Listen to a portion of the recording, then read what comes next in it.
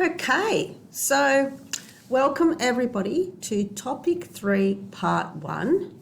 So now we're going to look at the endocrine system, and we're going to just look at the basics of how the endocrine system works.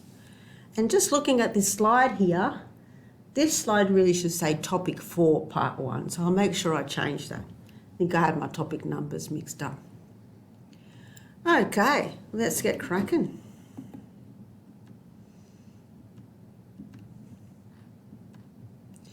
All right, the endocrine system. It involves things called hormones. Now, hormones are just molecules that are released in the body and that control things. So hormones are released, they float around in the blood supply, and they basically tell cells what to do. Okay, so Keaton, why is it important to learn about the endocrine system if you're going to be a nurse? Oh, thanks, Nat. This is another really important system to understand as a nurse, because we need to know what the endocrine system does and how it works, so that then we can understand when there's abnormalities such as diabetes or something else, what's actually happening at the cellular level. It's not good enough to simply know that a diabetic has too much sugar and isn't able to reduce that amount of sugar in their blood. We need to understand at the cellular level what's happening, so we understand how the medications we give will actually work on the body and what other impact they might have as well. And diabetes is something that we're going to be learning about, and insulin is something that we're going to be learning about in this topic. So you'll have a very clear understanding of how that all works by the end. Now, this picture shows all of the organs of the endocrine system. Okay, can you see how they are all over the body? We have some of them in the brain, some of them are wrapped around our trachea, some of them sitting on top of our kidneys. See, there's a party hat, that's your adrenal gland. The kidneys are always at a party, right? So there's all of these endocrine organs shown, and they're all over the body. Now we're going to have a look at those in turn. But before we get to specifics, we need to think about what a gland is. Now we did think about that a little bit when we were talking about the skin, because in the skin we saw that there were glands in there. We had sweat glands and oil glands and earwax glands. So we need the organs of the endocrine system are all glands. So if you remember back, a gland is just a population of cells that make a product. So if you have a look at this picture, see all the yellow cells, they are the cell population and they are making a product. And the product that they're making here, can you see, are like the red balls? They're going to go into the blood supply. So with the endocrine system, we have a population of cells that make a product. And that product goes into the blood and it tells other cells what to do. Yeah? Right, so the product that these cells make are called hormones, all right? Now hormones, there's nothing really, mystical about a hormone. It's just a molecule. And we've learnt about molecules in 165.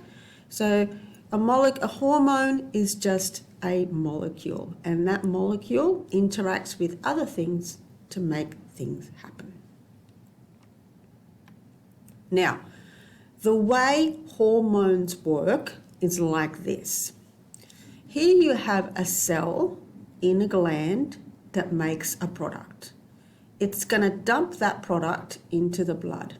Now, what you need to remember with hormones is that a hormone will only attach to its target receptor.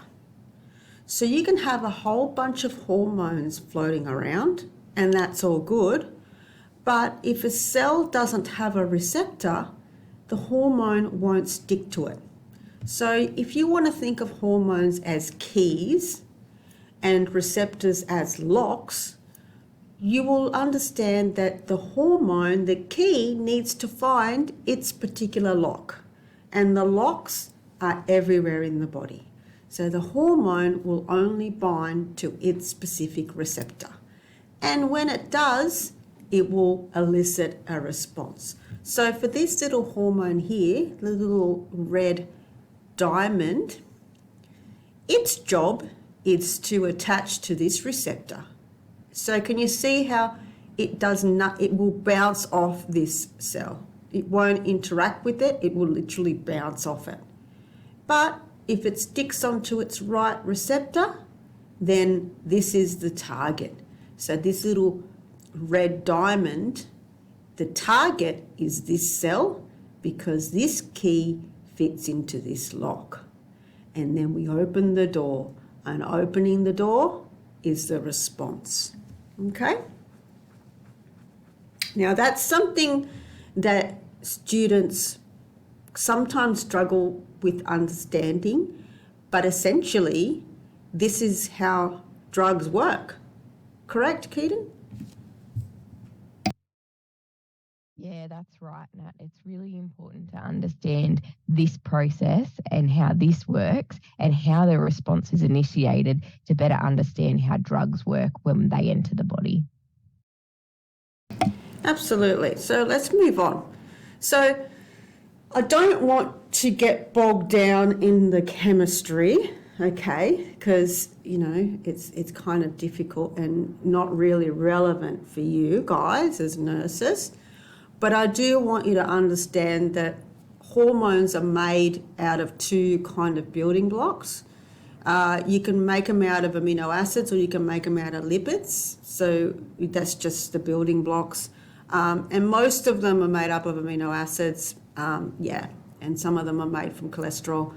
Just, you know, the ones that are made from cholesterol are called steroid hormones. So just to have a bit of an understanding that you can classify hormones, but hormones are essentially molecules and they're made up of different building blocks. That's basically what it is, in case you come across that. Right, now this looks a little bit confusing, but don't worry about it. So what we're going to do is we're going to look at the two types of hormones, okay?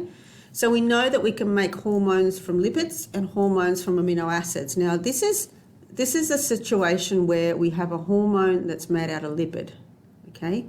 So the hormone that's made out of lipid, so a fatty hormone, they are hydrophobic, which means that they hate water. Okay, so the way that they work is a little bit different to the ones that don't mind water. So these lipid ones hate water, and this is the way they work. So let's have a look at this picture. See, this is the steroid hormone made out of lipid.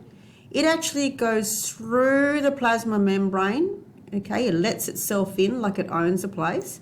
Then it binds to a receptor that's sitting inside the cell. And then that may go into the nucleus of the cell and tell the nucleus to make something, okay? It can tell the nucleus, look, I want to make a protein, or I want to make, you know, X, Y, Z. So can you see how this lipid hormone lets itself in, the receptor is sitting here, and then stuff happens. There is a response.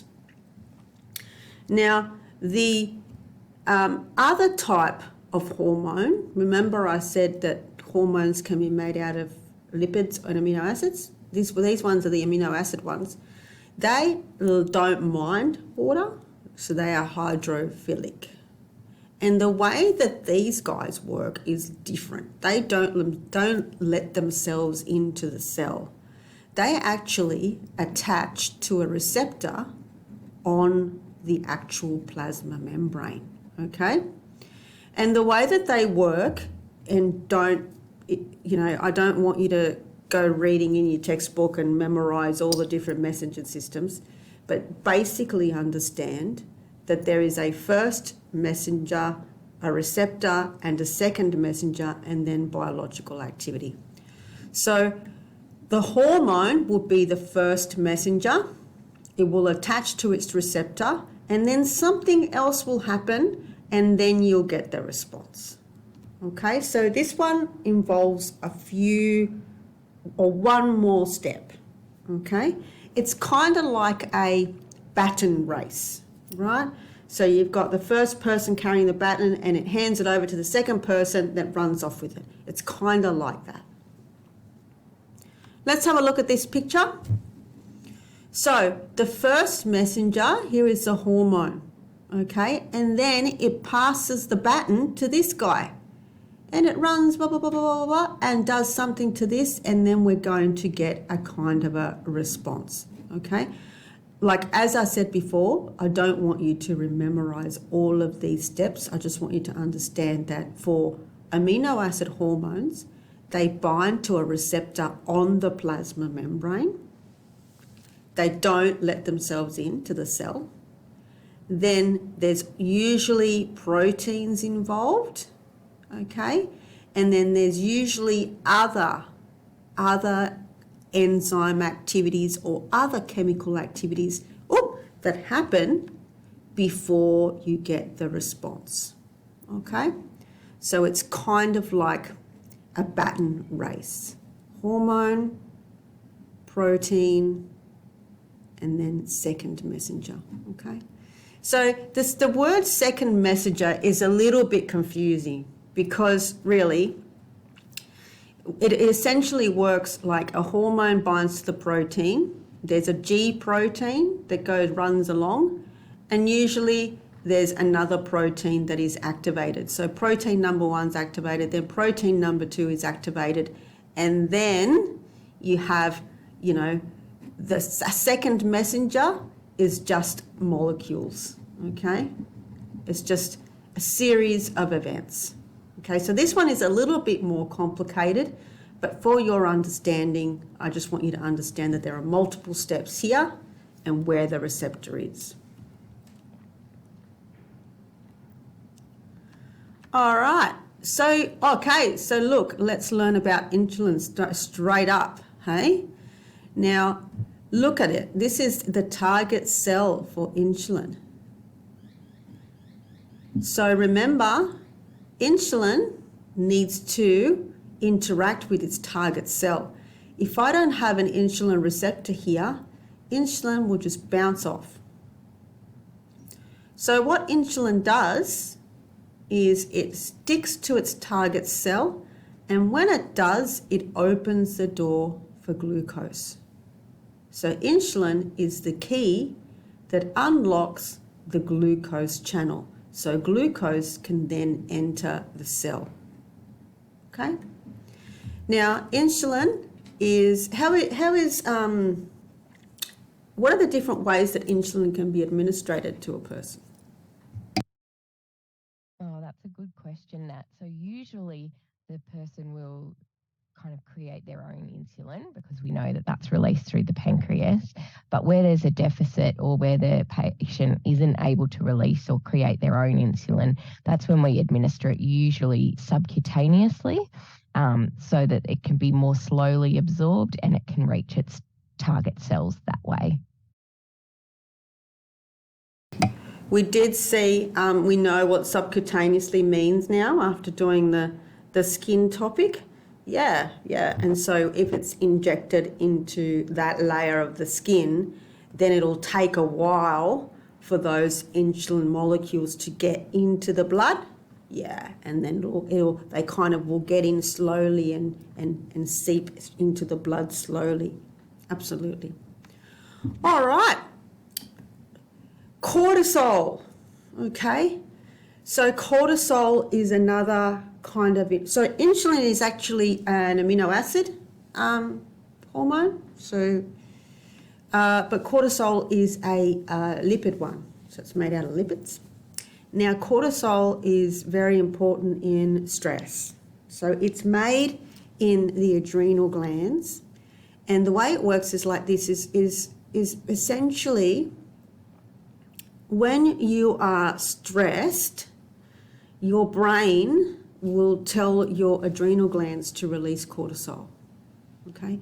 Now, cortisol is released into the bloodstream. And there are receptors for cortisol, many different spots. Okay? Look, the liver, in your blood vessels, okay? There are many receptors for cortisol, and that's the effect. So cortisol is kind of a long-term stress hormone.